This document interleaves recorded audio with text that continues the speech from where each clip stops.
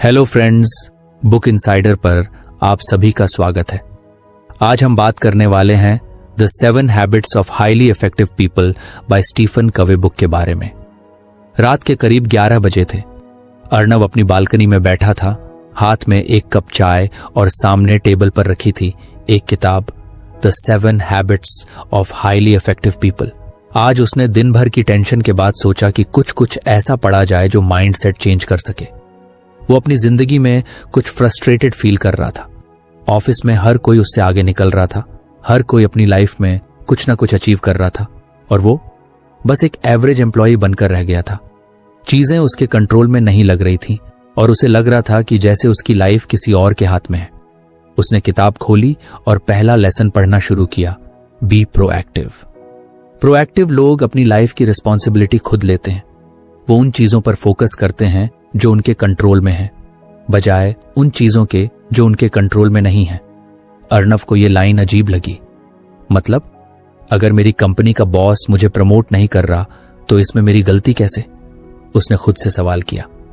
लेकिन फिर उसने आगे पढ़ा, instead of blaming circumstances, proactive लोग खुद के अंदर देखना शुरू करते हैं।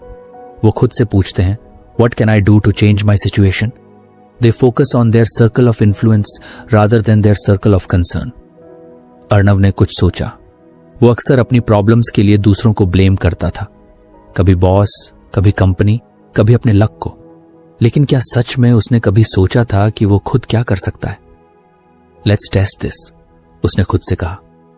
अगली सुबह वो यूजुअल रूटीन में ऑफिस पहुंचा। हर दिन की तरह आज भी बॉस की डांट पड़ी क्योंकि वो किसी डेडलाइन मिस कर चुका था। पहले की तरह वो माइंड में बॉस को कोस सकता था, अपने लक को ब्लेम कर सकता था। लेकिन आज उसने कुछ अलग किया। उसने खुद से पूछा, what can I do to change this? वो अपनी सीट पर बैठा और सोचने लगा कि उसकी प्रोडक्टिविटी इतनी लो क्यों है। धीरे धीरे उसे समझ आने लगा कि वो रिएक्टिव होकर जी रहा था। वो सिर्फ प्रॉब्लम को देखता था लेकिन सॉल्यूशंस पर फोकस नहीं करता था। क्या मैं अपनी टाइम मैनेजमेंट इंप्रूव कर सकता हूं? उसने खुद से सवाल किया। उसने अगले 1 घंटे में अपनी पूरी दिनचर्या एनालाइज की। उसे समझ आया कि वो अपना टाइम बहुत वेस्ट करता है, सोशल मीडिया, रैंडम गॉसिप, बिना मतलब की मीटिंग्स। ओके, तो सॉल्यूशन यही है कि मैं अपने टाइम को बेटर मैनेज करूं। उसने कुछ छोटे छोटे चेंजेस करने का फैसला किया। पहला, उसने सुबह ऑफिस आते ही सबसे पहले इंपॉर्टेंट टास्क्स की लिस्ट बनाई। जो सबसे जरूरी था उसे पहले करने का रूल बनाया। दूसरा, उसने मीटिंग्स में कम बोलने और ज्यादा सुनने का तरीका अपनाया ताकि वो सिर्फ इंपॉर्टेंट डिस्कशंस में कंट्रीब्यूट कर सके। तीसरा, सोशल मीडिया और यूजलेस डिस्ट्रैक्शंस को मिनिमाइज किया। उसने अपने फोन में एक ऐप लगा ली जो उसे ट्रैक करने लगी कि वो कितना टाइम कहां बर्बाद कर रहा है। अब उसे कुछ डेज तक वेट करना था कि ये छोटे छोटे बदलाव उसकी लाइफ में क्या इफेक्ट डालते हैं। 3 हफ्ते बाद अर्नव को एक चेंज फील हुआ। उसकी परफॉर्मेंस इंप्रूव हो रही थी, बॉस की कंप्लेंट्स कम हो गई थी और सरप्राइजिंगली उसी बॉस ने एक दिन उसकी तारीफ भी कर दी, good work Arnav, you are improving. पहली बार उसे लगा कि वो अपनी लाइफ को खुद कंट्रोल कर सकता है। वो अब चीजों के होने का इंतजार नहीं कर रहा था बल्कि एक्टिवली चेंज ला रहा था। उसी रात उसने फिर से किताब खोली और सोचा, अगर पहला हैबिट इतना इंपैक्टफुल था तो बाकी हैबिट्स कैसे होंगी? अर्नव को पहली बार लगा कि उसकी लाइफ में कुछ कंट्रोल आ रहा है। बी प्रोएक्टिव अपनाने के बाद उसने चीजों को डिफरेंटली देखना शुरू किया था। अब वो सिर्फ रिएक्ट नहीं कर रहा था बल्कि कॉन्शियसली डिसीजंस ले रहा था। लेकिन फिर भी उसे लग रहा था कि कुछ मिसिंग है। उसने अपनी जॉब में कुछ इंप्रूवमेंट तो कर ली थी, लेकिन क्या यही उसका एंड गोल था? क्या उसे पूरी जिंदगी बस एफिशिएंसी इंप्रूव करने में लगानी थी? उसने अपनी कंपनी में बड़े बड़े मैनेजर्स को देखा, कई सालों की मेहनत के बाद भी वो स्ट्रेस्ड और अनहैप्पी लगते थे। अगर यही उसकी अंतिम डेस्टिनेशन थी तो क्या वो सच में इस रास्ते पर जाना चाहता था? उस रात फिर से किताब खोली।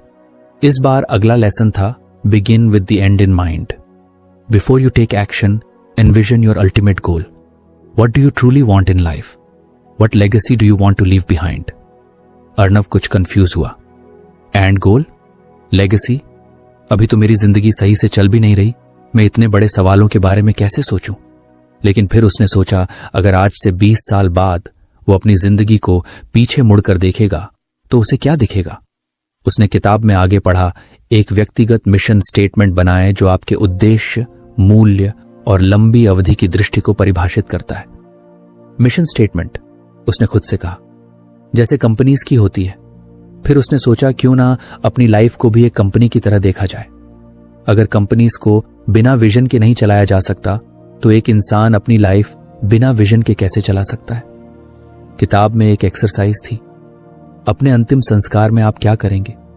People are gathered to talk about your life, what do you want them to say about you? ये पढ़ते ही अर्णव के रोंगटे खड़े हो गए। अगर आज मेरी जिंदगी खत्म हो जाती तो लोग क्या कहते? He was a hard working employ, he always met his deadlines. नहीं, उसे इससे कुछ बड़ा चाहिए था। अगर आपको हमारी फ्री समरी अच्छी लगती है तो आप हमारे चैनल को सब्सक्राइब कर सकते हैं, हमारी मेंबरशिप खरीद सकते हैं या हमें यूपीआई के थ्रू सपोर्ट कर सकते हैं।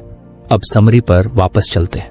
उसने अपनी डायरी निकाली और लिखना शुरू किया। मैं चाहता हूं कि लोग कहें कि अर्णव ने अपनी जिंदगी सिर्फ सर्वाइवल में नहीं बिताई, बल्कि उसने सच में कुछ क्रिएट किया, कुछ ऐसा जिससे लोगों को इंस्पिरेशन मिले। मैं चाहता हूं कि मेरी लाइफ सिर्फ एक पे चेक के पीछे भागने की कहानी ना हो, बल्कि एक मीनिंगफुल इम्पैक्ट की कहानी हो। अब सवाल था, मुझे सच में क्या चाहिए? अर्णव ने सोचा। वो क्या करना चाहता था? क्या वो हमेशा एक कॉर्पोरेट जॉब में रहना चाहता था या उसके अंदर कुछ और करने की इच्छा थी? उसने अपनी ओल्ड मेमोरीज को रिवाइंड किया। उसे लिखने का शौक था। बचपन में वो स्टोरीज लिखा करता था, लेकिन जैसे जैसे बड़ा हुआ प्रैक्टिकल लाइफ में वो ड्रीम पीछे छूट गया। क्या मैं सच में अपनी राइटिंग को परस्यू कर सकता हूं? पहले तो ये थॉट अनरियलिस्टिक लगा। राइटिंग में पैसा कहां था?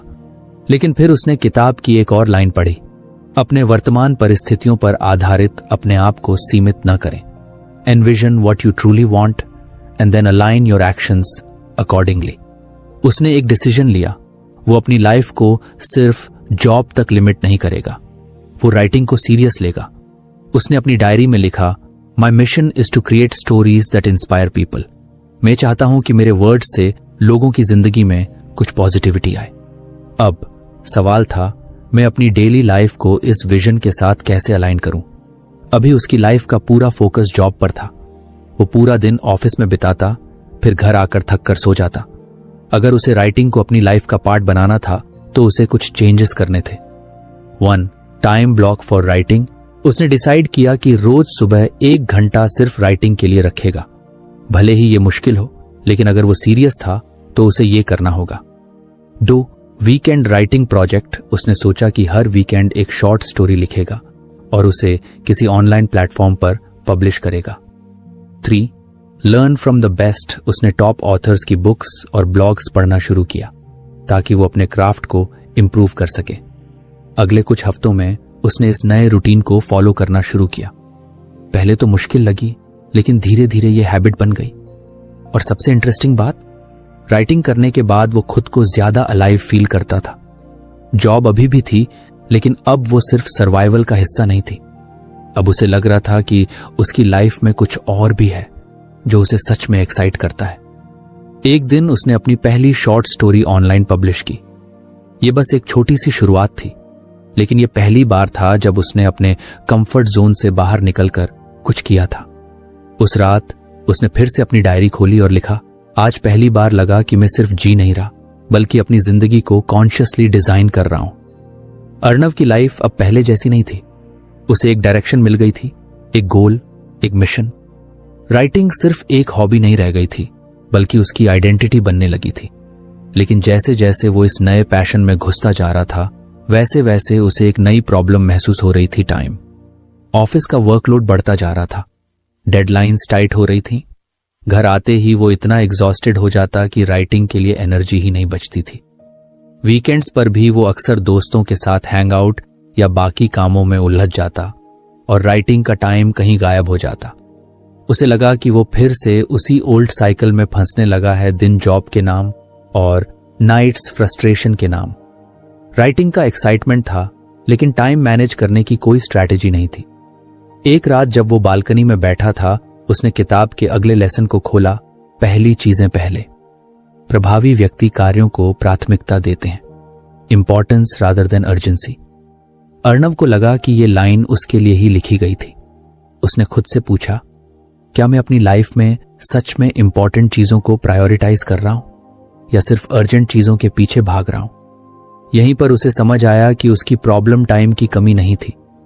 प्रॉब्लम थी कि वो अपने टाइम को सही तरीके से एलोकेट नहीं कर रहा था।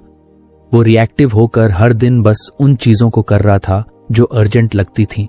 बॉस का कोई नया काम, किसी दोस्त का अचानक का प्लान, सोशल मीडिया पर किसी का रैंडम मैसेज। लेकिन जो चीज सच में इंपॉर्टेंट थी, राइटिंग, वो हमेशा पीछे छूट जाती थी।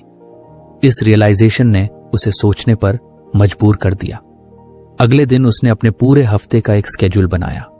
इस बार उसने काम को 2 कैटेगरीज में डिवाइड किया, अर्जेंट और इम्पॉर्टेंट। अर्जेंट टास्क्स वे थे जिन्हें तुरंत अटेंशन चाहिए थी, meetings, deadlines, emergency emails. Important tasks वे थे जो उसकी लॉन्ग टर्म ग्रोथ से जुड़े थे, writing, learning new skills, fitness और डीप वर्क।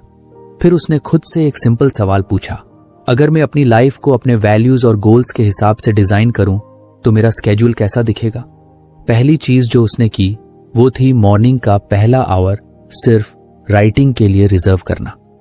वो जानता था कि दिन भर की केओस में राइटिंग पीछे छूट सकती थी, लेकिन अगर उसने इसे सुबह सबसे पहले कर लिया तो कोई भी डिस्ट्रैक्शन इसे रोक नहीं पाएगा। दूसरी चीज, उसने एक टेक्निक अपनाई, टाइम ब्लॉकिंग। अब हर चीज के लिए एक फिक्स्ड टाइम था। ऑफिस के काम के लिए डेडिकेटेड टाइम, सोशल लाइफ के लिए अलग टाइम और राइटिंग के लिए अनशेकेबल टाइम ब्लॉक। तीसरी चीज, उसने नो कहना सीख लिया। पहले वो हर चीज के लिए अवेलेबल रहता था। किसी दोस्त ने अचानक बुला लिया, कोई रैंडम काम आ गया, सोशल मीडिया पर कुछ डिस्ट्रैक्ट कर दिया। अब उसने सीखा कि हर चीज जरूरी नहीं होती। अगर कुछ उसके मिशन के खिलाफ जा रहा था तो उसने उसे मना करना शुरू कर दिया। पहले कुछ दिन मुश्किल लगे। दोस्तों को लगा कि वो अवॉइड कर रहा है, बॉस को लगा कि वो कम एक्सेसिबल हो गया है, लेकिन धीरे धीरे उसने महसूस किया कि उसकी लाइफ ज्यादा कंट्रोल्ड और पीसफुल हो गई है। अब उसके पास राइटिंग के लिए टाइम था। वो रोज कुछ कुछ लिखता और वीकेंड्स पर लंबी राइटिंग सेशंस रखता। 1 महीने बाद उसने महसूस किया कि उसकी प्रोडक्टिविटी कई गुना बढ़ चुकी थी। अब वो रैंडमली काम करने के बजाय प्रायोरिटी बेस्ड डिसीजंस ले रहा था। एक दिन जब उसने अपनी दूसरी शॉर्ट स्टोरी पब्लिश की तो उसे एक ईमेल आई, hey Arnav, I read your story and it was amazing. I could really connect with it. Looking forward to more. ये उसका पहला रीडर था जिसने उसे डायरेक्ट ही मैसेज किया था। पहली बार उसे लगा कि उसकी राइटिंग किसी को इम्पैक्ट कर रही है। उसने उस रात अपनी डायरी में लिखा, अब मैं सिर्फ बिजी नहीं हूं, मैं सही चीजों में बिजी हूं। अर्णव की लाइफ में धीरे धीरे बदलाव आ रहा था। अब वो सिर्फ रैंडमली काम नहीं कर रहा था, बल्कि प्रायोरिटी और फोकस के साथ अपने गोल्स को अचीव करने की कोशिश कर रहा था। उसका टाइम मैनेजमेंट इंप्रूव हो गया था और राइटिंग भी एक हैबिट बन चुकी थी। लेकिन एक चीज अभी भी उसे परेशान कर रही थी, उसके रिश्ते, चाहे वो ऑफिस में हो या पर्सनल लाइफ में। वो महसूस करने लगा था कि कई बार लोग उससे नाराज रहते थे। ऑफिस में कॉलीग्स को लगता कि वो बहुत सेल्फ सेंटर्ड हो गया है, क्योंकि अब वो हर काम में हाँ नहीं करता था। घर में पेरेंट्स को लगता कि वो अपनी जॉब और राइटिंग में इतना बिजी हो गया है कि उनके लिए समय ही नहीं निकालता।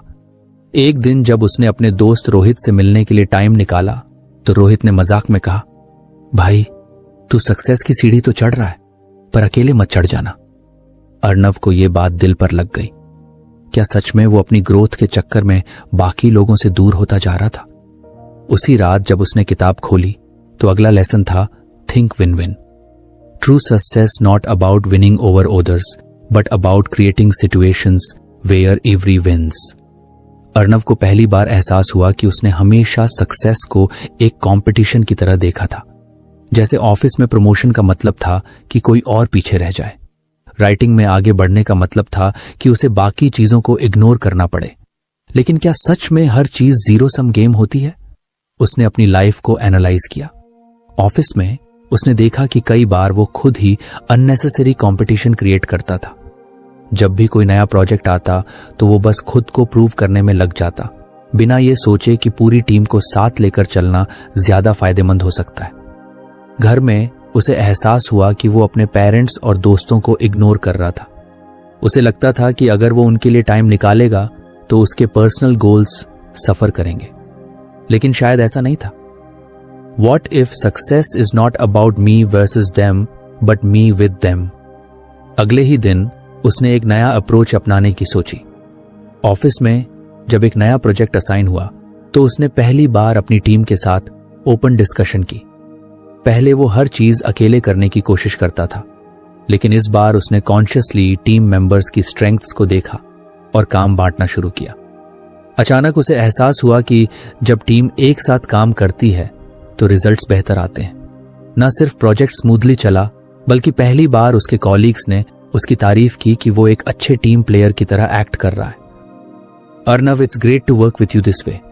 पहले हम सबको लगता था कि तुम सिर्फ खुद के लिए काम करते हो, but this is a good change, एक कॉलीग ने कहा। यह सुनकर अर्नव को खुशी हुई। घर पर भी उसने एक छोटा बदलाव किया। पहले जब उसके पेरेंट्स या दोस्त उसे टाइम देने को कहते तो वो हमेशा एक एक्सक्यूज बना लेता, लेकिन अब उसने कॉन्शियसली उनके साथ टाइम स्पेंड करना शुरू किया। रात के खाने के बाद उसने अपने पापा के साथ बैठकर उनके पुराने कॉलेज के किस्से सुने और उसे पहली बार लगा कि उसने कितना कुछ मिस किया था। धीरे धीरे उसने एक नया माइंडसेट डेवलप करना शुरू किया। अगर मैं ग्रो कर रहा हूं तो मुझे दूसरों को भी साथ लेकर चलना चाहिए। फिर एक दिन उसे एक बड़ा मौका मिला। उसकी राइटिंग अब धीरे धीरे लोगों तक पहुंच रही थी। एक छोटी पब्लिशिंग कंपनी ने उसकी कहानियों में इंटरेस्ट दिखाया और उसे एक ऑफर दिया। वो उनकी वेबसाइट के लिए रेगुलर कंटेंट लिख सकता था, लेकिन इसका मतलब था कि उसे अपने ऑफिस के काम को भी बैलेंस करना होगा। पहले वाला अर्नव शायद तुरंत हाँ कह देता और फिर खुद को ओवरबर्डन कर लेता, लेकिन अब उसने सोचा, how can this be a win win. उसने अपने बॉस से डिस्कस किया कि अगर उसे कुछ फ्लेक्सिबल स्केड्यूल मिले तो वो ऑफिस के काम को और एफिशिएंटली मैनेज कर सकता है। बदले में वो कंपनी के लिए इंटरनल ब्लॉग्स और क्रिएटिव कंटेंट लिख सकता है जो कंपनी की ब्रांडिंग में हेल्प करेगा। पहले तो बॉस ने सोचा कि ये सिर्फ एक एक्सक्यूज है, लेकिन जब अर्नव ने अपने आइडियाज शेयर किए और बताया कि कैसे ये कंपनी के लिए भी बेनिफिशियल होगा, तो सरप्राइजिंगली बॉस ने उसकी बात मान ली। साउंड्स इंटरेस्टिंग अर्नव, अगर तुम कंपनी के लिए भी कुछ वैल्यूएबल कंटेंट क्रिएट कर सकते हो तो तुम्हें फ्लेक्सिबिलिटी मिल सकती है। Let's try it for a month, boss ने कहा। यह उसकी पहली नेगोशिएशन थी जहां उसने सिर्फ अपने फायदे के बारे में नहीं सोचा, बल्कि दोनों पक्षों के लिए बेस्ट सॉल्यूशन खोजा। उस रात उसने अपनी डायरी में लिखा, अब मुझे समझ आ रहा है कि असली सक्सेस तब होती है जब सिर्फ मैं ही नहीं बल्कि मेरे साथ बाकी लोग भी जीतें। अर्नव को अब धीरे धीरे एहसास हो रहा था कि असली सक्सेस सिर्फ इंडिविजुअल अचीवमेंट से नहीं आती, बल्कि रिलेशनशिप्स और कम्युनिकेशन को सही तरीके से मैनेज करने से भी मिलती है। उसने थिंक विन विन के जरिए कोलैबोरेशन और म्यूचुअल बेनिफिट को समझा, लेकिन एक चीज अभी भी मिसिंग थी, असली कनेक्शन। वो अब भी कई बार आर्ग्यूमेंट्स में फंस जाता था, खासकर ऑफिस में। जब भी कोई डिसएग्रीमेंट होता तो वो अपनी बात समझाने की जल्दी में रहता, बजाय इसके कि सामने वाले की बात को पूरी तरह सुने। उसे लगता था कि अगर वो लॉजिकल है और सही बोल रहा है तो लोग नेचुरली उसकी बात मान लेंगे, लेकिन ऐसा होता नहीं था। घर पर भी कुछ सिमिलर इश्यूज थे। उसके पापा जब भी कोई एडवाइस देते तो उसे लगता कि वो आउटडेटेड सोच रहे हैं। वो अपनी बात साबित करने में लग जाता, लेकिन कभी ये समझने की कोशिश नहीं करता कि उनके नजरिए से चीजें कैसी दिख रही हैं।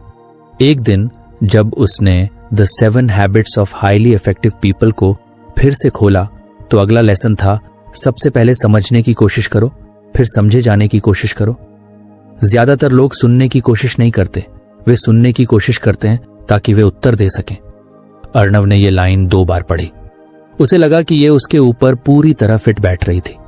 वो खुद को एक अच्छा कम्युनिकेटर समझता था, लेकिन क्या वो सच में दूसरों को समझने की कोशिश कर रहा था या फिर बस जवाब देने की जल्दी में था? अगले कुछ दिनों तक उसने खुद को ऑब्जर्व किया। जब भी कोई उससे बात करता वो अपने दिमाग में रिप्लाई तैयार करने लगता, बजाय इसके कि सामने वाले की पूरी बात सुने। अब उसने एक नया एक्सपेरिमेंट करने का सोचा। वो पहले पूरी तरह से सुनने की कोशिश करेगा, बिना इंटरप्ट किए, बिना जज किए। पहला मौका ऑफिस में ही मिला। एक दिन उसकी टीम में एक जूनियर विकास उसके पास आया और बोला, भाई मुझे लगता है कि हमारे प्रोजेक्ट की स्ट्रैटेजी में कुछ इश्यू है। पहले वाला अर्नव तुरंत अपना डिफेंस मोड ऑन कर देता, नहीं, स्ट्रैटेजी सही है, तुम शायद पूरी तरह समझे नहीं हो। लेकिन इस बार उसने कॉन्शियसली खुद को रोक लिया। उसने पूछा, क्या इशू लग रहा है तुम्हें? विकास ने कुछ हिचकिचाहट के बाद समझाना शुरू किया कि कैसे उनकी स्ट्रैटेजी लॉन्ग टर्म में इफेक्टिव नहीं होगी और कुछ इंप्रूवमेंट्स हो सकते हैं। पहली बार अर्णव ने खुद को सिर्फ सुनने पर फोकस करते हुए पाया, बिना बीच में टोकने, बिना काउंटर आर्ग्यूमेंट देने। जब विकास ने अपनी बात पूरी कर ली तब अर्णव ने सोचा, शायद यह सच में एक वैलिड पॉइंट है। तुम्हारी बात में दम है, अर्णव ने कहा। चलो इस पर कुछ और सोचते हैं और कुछ मॉडिफिकेशंस करते हैं। विकास का चेहरा ब्राइटन हो गया। उसने एक्सपेक्ट नहीं किया था कि अर्णव उसकी बात को इतनी सीरियसली लेगा। यह पहली बार था जब अर्णव ने महसूस किया कि सिर्फ सुनने भर से ही लोगों के साथ उसका रिश्ता बेहतर हो सकता है। घर पर भी उसने ये टेक्निक अपनाई। एक रात जब उसके पापा फिर से करियर और स्टेबिलिटी को लेकर बात करने लगे तो इस बार अर्णव ने रिएक्ट करने की बजाय पहले उन्हें पूरा सुना। बेटा, मैं बस ये चाहता हूं कि तुम फाइनेंशियली सिक्योर रहो। राइटिंग अच्छी बात है, लेकिन जॉब भी इंपॉर्टेंट है। मैं नहीं चाहता कि तुम रिस्क लो और फिर बाद में पछताओ। पहले अर्णव इस बात को एक रिस्ट्रिक्शन की तरह देखता था। उसे लगता था कि उसके पापा उसकी एम्बिशन को समझ नहीं रहे। लेकिन इस बार उसने सोचा, शायद वो डर रहे हैं कि मैं स्ट्रगल करूंगा, क्योंकि उन्होंने खुद कभी स्टेबिलिटी के लिए फाइट किया होगा। इस बार उसने काल्मली जवाब दिया, पापा, मैं आपकी कंसर्न को समझता हूं। आप नहीं चाहते कि मैं किसी ऐसी चीज में अपना टाइम लगाऊं जो फ्यूचर में रिस्क बन जाए, लेकिन मैं इसे वेल प्लान तरीके से कर रहा हूं। जॉब मेरी प्रायोरिटी रहेगी, लेकिन मैं राइटिंग को भी स्लोली बिल्ड करूंगा। उसके पापा पहली बार शांत दिखे। अगर तुमने सब सोच रखा है तो ठीक है, मुझे बस ये देखना था कि तुम बिना सोचे समझे कोई बड़ा कदम तो नहीं उठा रहे, उन्होंने कहा। पहली बार अर्णव को लगा कि रियल कम्युनिकेशन का मतलब सिर्फ अपनी बात रखना नहीं होता, बल्कि सामने वाले के इमोशंस और पर्सपेक्टिव को भी समझना होता है। अब जब भी वो किसी से बात करता तो एक नया मांट्रा फॉलो करता, पहले समझो फिर समझाओ। धीरे धीरे उसने देखा कि लोग उसके साथ ज्यादा ओपनली बातें करने लगे थे। उसके रिलेशनशिप्स इंप्रूव होने लगे थे और सबसे बड़ी बात, उसका खुद का पर्सपेक्टिव बड़ा हो गया था। उस रात उसने अपनी डायरी में लिखा, पहले मैं सोचता था कि कम्युनिकेशन का मतलब होता है खुद को एक्सप्रेस करना। अब समझ आ रहा है कि असली कम्युनिकेशन तब होता है जब मैं पहले दूसरे इंसान को पूरी तरह समझूं। अर्णव की जिंदगी अब पहले जैसी नहीं थी। उसने the 7 habits of highly effective people से बहुत कुछ सीखा था। प्रोएक्टिवनेस, क्लैरिटी, प्रायोरिटाइजेशन, कोलैबोरेशन और एम्पैथेटिक लिसनिंग। लेकिन असली सवाल यह था, क्या यह सब असल जिंदगी में उसे पूरी तरह बदल पाएगा? अब तक उसने हैबिट्स को इंडिविजुअली समझा था, लेकिन क्या ये सब मिलकर उसकी लाइफ को पूरी तरह ट्रांसफॉर्म कर सकते थे? एक दिन ऑफिस में एक बड़ा इश्यू हो गया। उनकी कंपनी का एक इंपॉर्टेंट क्लाइंट डील से पीछे हट रहा था। मैनेजमेंट ने पूरी टीम को अर्जेंट मीटिंग के लिए बुलाया। हमारे पास 2 ऑप्शंस हैं, बॉस ने कहा। या तो हम अग्रेसिवली नेगोशिएशन करें और क्लाइंट को किसी भी तरह रोकें, या फिर हम इसे जाने दें और नए क्लाइंट्स पर फोकस करें। पूरी टीम हीटेड डिस्कशन में लग गई। कोई कह रहा था कि फोर्सफुल नेगोशिएशन करनी चाहिए, कोई कह रहा था कि एच में डिग्निटी मेंटेन करनी चाहिए। अर्णव भी सोच में पड़ गया। पहले वाला अर्णव शायद तुरंत कोई लॉजिकल आर्ग्यूमेंट देता, लेकिन अब वो seek first to understand then to be understood को फॉलो कर रहा था। उसने क्लाइंट की पर्सपेक्टिव से सोचने की कोशिश की। अगर वो पीछे हट रहे हैं तो उनके लिए कोई जेन्युइन इश्यू होगा। क्या हम क्लाइंट से प्रॉपरली समझने की कोशिश कर रहे हैं कि उनकी असली प्रॉब्लम क्या है? अर्णव ने पूछा। बॉस ने चौंक कर उसे देखा। मतलब हम सिर्फ अपनी तरफ से सोच रहे हैं। शायद उन्हें कोई फाइनेंशियल या स्ट्रेटेजिक इश्यू हो। क्या हमने उनसे एम्पैथेटिकली बात करने की कोशिश की? बॉस ने कुछ देर सोचा और फिर अर्णव से कहा, तुम्हें क्या लगता है एच में कैसे अप्रोच करना चाहिए? अर्णव ने सजेस्ट किया कि एक मीटिंग सेटअप की जाए जहां वे क्लाइंट की कंसर्न्स को पहले समझने की कोशिश करें, फिर सॉल्यूशन प्रपोज करें। अगले दिन क्लाइंट के साथ मीटिंग हुई। जब टीम ने पहले उनकी कंसर्न सुनी तो पता चला कि उनका बजट कट गया था और वे डील अफोर्ड नहीं कर सकते थे। तो क्या यह परमानेंट डिसीजन है? अर्णव ने पूछा। नहीं, लेकिन अभी के लिए हमें रोकना पड़ेगा, क्लाइंट ने कहा। अगर हम आपको कुछ फ्लेक्सिबल पेमेंट ऑप्शन दें और कुछ कस्टमाइजेशन करें तो क्या आप डील रिकंसिडर करेंगे? क्लाइंट ने सोचा और बोला, अगर ऐसा हो सकता है तो हम इंटरेस्टेड होंगे। मीटिंग खत्म होते ही बॉस ने अर्नव की तरफ देखा। This was smart. हम एग्रेसिव टैक्टिक्स अपना सकते थे, लेकिन शायद क्लाइंट फिर कभी वापस नहीं आता। अब हमारे पास एक बेटर लॉन्ग टर्म रिलेशनशिप का मौका है। अर्नव को पहली बार एहसास हुआ कि ट्रू सक्सेस सिर्फ लॉजिकल आर्ग्यूमेंट से नहीं, बल्कि डीप अंडरस्टैंडिंग से आती है। घर पर भी चीजें बदलने लगी थी।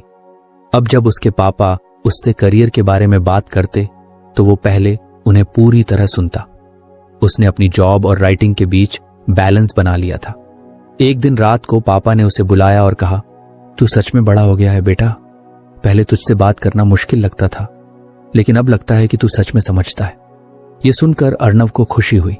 शायद पहली बार उसे लगा कि उसने सिर्फ अपने करियर में नहीं, बल्कि अपने रिश्तों में भी ग्रोथ की है। कुछ महीनों बाद अर्नव की पहली किताब पब्लिश हो गई। ये उसके लिए एक बड़ा मोमेंट था। उसने सिर्फ किताब नहीं लिखी थी, बल्कि खुद को एक कंप्लीटली डिफरेंट इंसान के रूप में ट्रांसफॉर्म किया था। जब उसकी किताब लॉन्च हुई तो उसके दोस्त, परिवार और ऑफिस के लोग सब मौजूद थे। लॉन्च के बाद जब वो अपनी किताब को हाथ में लेकर बैठा तो उसने किताब के आखिरी पेज पर लिखा, सक्सेस सिर्फ डेस्टिनेशन नहीं, बल्कि सही माइंडसेट और सही हैबिट्स का रिजल्ट होती है। अर्नव की जर्नी अब अपने अंतिम मुकाम पर थी। उसने the 7 habits of highly effective people से बहुत कुछ सीखा था। हर आदत ने उसे एक नया पर्सपेक्टिव दिया, जिससे उसकी लाइफ में बदलाव आया। लेकिन क्या ये बदलाव सिर्फ टेम्पोरेरीली थे या उसने सच में एक नई सोच को अपना लिया था? आज जब वह अपनी पहली किताब के लॉन्च इवेंट में बैठा था तो उसके दिमाग में पिछले कुछ महीनों की यादें घूम रही थीं। ये सफर आसान नहीं था, लेकिन हर स्टेप पर उसने कुछ सीखा था। बी प्रोएक्टिव, जिम्मेदारी खुद लो। पहली चीज जो उसने सीखी थी वो थी बी प्रोएक्टिव, अपनी जिंदगी की जिम्मेदारी खुद उठाना। पहले वो हमेशा एक्सटर्नल सिचुएशंस को ब्लेम करता था, कभी ऑफिस, कभी फैमिली एक्सपेक्टेशंस, कभी टाइम की कमी। लेकिन जब उसने समझा कि वो खुद चूज कर सकता है कि किसी सिचुएशन पर कैसे रिएक्ट करना है, तो चीजें बदल गईं। अब जब भी कोई चैलेंज आता वो एक्सक्यूजेस नहीं बनाता, बल्कि सॉल्यूशंस ढूंढता। यही माइंडसेट चेंज उसकी ग्रोथ का पहला कदम था। Begin with the end in mind, स्पष्ट लक्ष्य तय करो। इसके बाद उसने begin with the end in mind को अपनाया। पहले वो बिना किसी क्लियर गोल के काम करता था, लेकिन फिर उसने अपने लॉन्ग टर्म ऑब्जेक्टिव्स डिफाइन किए। उसने खुद से पूछा, मैं आखिर चाहता क्या हूं? जब उसने एक पर्सनल मिशन स्टेटमेंट लिखा तो उसे क्लैरिटी मिली। उसे समझ आया कि वो सिर्फ जॉब में सरवाइव करने के लिए नहीं, बल्कि राइटिंग को अपने पैशन के रूप में ग्रो करने के लिए मेहनत कर रहा है। उसने छोटे छोटे स्टेप्स बनाए और धीरे धीरे अपनी डायरेक्शन सेट की। पुट फर्स्ट थिंग्स फर्स्ट, जरूरी चीजों को प्राथमिकता दो। जब गोल्स क्लियर हो गए तो अगला स्टेप था पुट फर्स्ट थिंग्स। फर्स्ट जो सबसे जरूरी है उसे पहले करो। पहले वो रैंडम चीजों में टाइम वेस्ट करता था, लेकिन अब उसने अपनी प्रायोरिटीज सेट की। उसने सीखा कि अर्जेंट काम हमेशा इंपॉर्टेंट नहीं होते और इंपॉर्टेंट काम हमेशा अर्जेंट नहीं होते। उसने अपनी एनर्जी और टाइम को स्मार्टली मैनेज करना शुरू किया। राइटिंग, जॉब और पर्सनल लाइफ के बीच बैलेंस बनाना उसके लिए आसान हो गया। थिंक विन विन, सबके लिए फायदेमंद समाधान खोजो। धीरे धीरे उसने ये भी समझा कि सक्सेस सिर्फ कंपटीशन नहीं है, सब साथ मिलकर आगे बढ़ सकते हैं। थिंक विन विन ने उसे सिखाया कि म्यूचुअल बेनिफिट को प्राथमिकता देना ज्यादा बेहतर होता है। ऑफिस में जब उसने अपनी टीम को इन्वॉल्व करना शुरू किया तो टीम वर्क इंप्रूव हुआ। घर में जब उसने अपने पेरेंट्स के पर्सपेक्टिव को समझा तो उनके साथ उसका बॉन्ड मजबूत हुआ।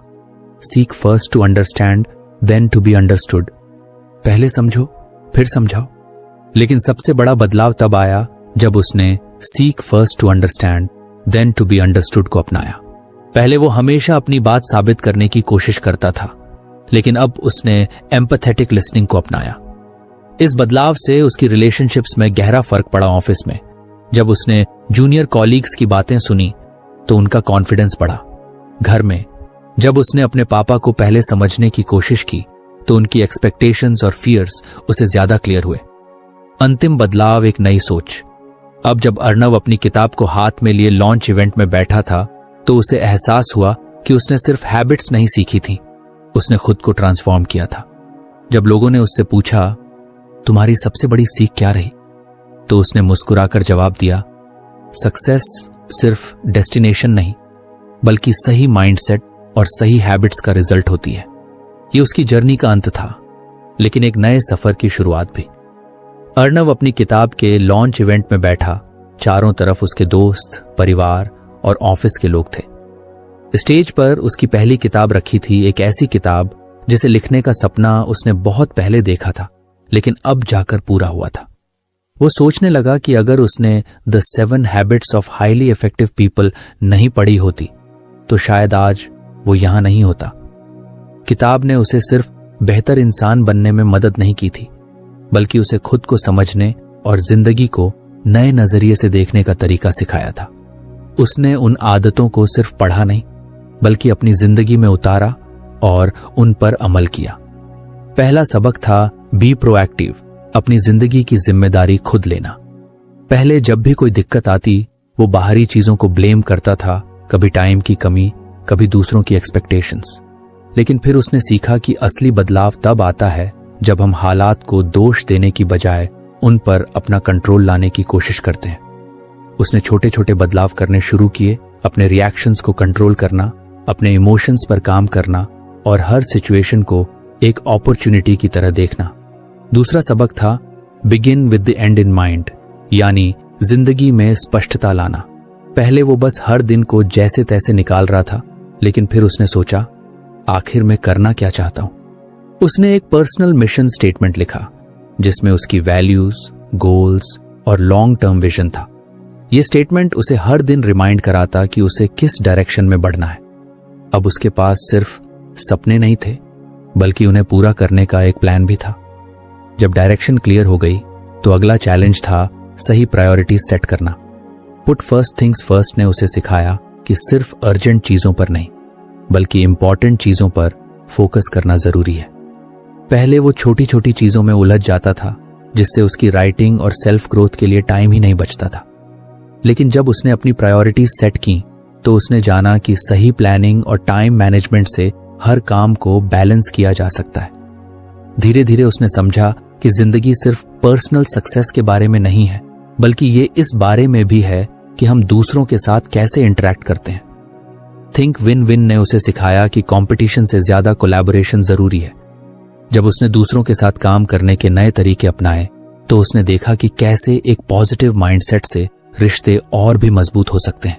लेकिन सबसे बड़ा बदलाव तब आया जब उसने seek first to understand then to be understood पर काम किया। पहले वो हर कॉन्वर्जेशन में अपनी बात साबित करने की कोशिश करता था, लेकिन अब उसने एम्पैथेटिक लिसनिंग को अपनाया। उसने दूसरों की फीलिंग्स, इमोशंस और पर्सपेक्टिव्स को समझना शुरू किया। इससे उसकी रिलेशनशिप्स और भी बेहतर हुई, घर पर, ऑफिस में और दोस्तों के साथ। अब जब वो अपनी किताब की तरफ देख रहा था तो उसे एहसास हुआ कि उसने सिर्फ किताब नहीं लिखी थी, उसने अपनी जिंदगी के हर पहलू को बेहतर बनाया था। यह सफर सिर्फ प्रोफेशनल सक्सेस तक सीमित नहीं था बल्कि एक ऐसे इंसान बनने का था जो अपनी जिंदगी को बेहतर समझता था, जो अवेयर था और जो खुद को और दूसरों को समझने की कोशिश करता था। इवेंट में जब उससे पूछा गया, अगर तुम एक लाइन में अपनी सबसे बड़ी सीख बताओ तो वो क्या होगी, अर्णव मुस्कुराया और जवाब दिया, सक्सेस सिर्फ डेस्टिनेशन नहीं बल्कि सही माइंडसेट और सही हैबिट्स का रिजल्ट होती है। आज उसकी किताब लॉन्च हो रही थी, लेकिन यह सिर्फ एक नई शुरुआत थी। उसकी जर्नी अभी भी जारी थी और शायद ये सफर कभी खत्म होने वाला नहीं था। तो फ्रेंड्स, ये थी हमारी आज की बुक समरी। आपको कैसी लगी कमेंट करके जरूर बताएं और धन्यवाद आपका समरी एंड तक सुनने के लिए।